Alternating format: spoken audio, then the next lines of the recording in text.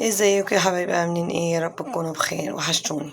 ان شاء الله النهارده باذن الله هنعمل اكله حلوه، حلويات سهله وبسيطه باذن الله، وهي الرز بلبن. الرز بلبن زي بتاع بره بالظبط، زي اللي بيتباع في المحلات بالظبط. عندي 2 كيلو لبن وكوبايه رز. بتملي كوبايه اللي هي المج، ماشي، تمليه آه، زي ما حضرتك شايفين الرز، ماشي.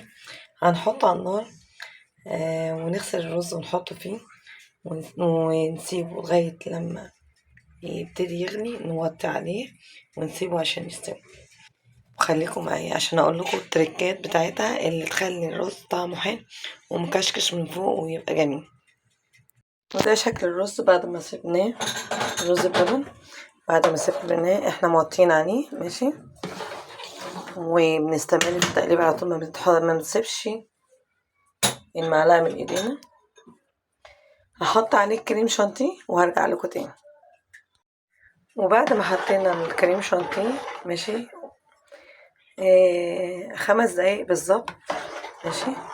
ونحط النشا، بنعمل 3 معالق كبار نشا في طبق، وربع كوباية مية، ونقلبهم وهنحطهم دلوقتي. بنحط النشا واحنا ايدينا برضك في الايه،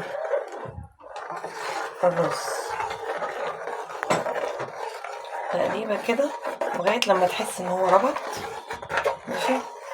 تروحي طافي عليه وتغرفيه. هغرفه واوريكم الشكل بتاعه النهائي، خليكم معايا اوعوا تزعلوا.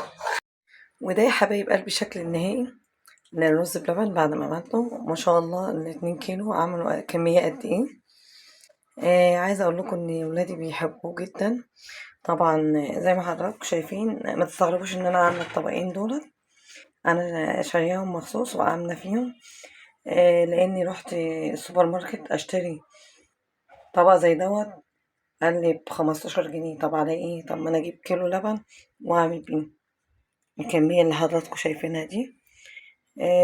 بتقعد عندي يومين. الكشكشة بعد ما بيبرد وبتحطيه في التلاجة، تاني يوم بتلاقيه مكشكش. ف يعني ده احسن واوفر بصراحة. يا رب اكون عند حسن ظنكم واكون ضيفة خفيفة عليكم. وان شاء الله يوصلكم كل جديد، بس اعملوا لايك واشتراك للقناة.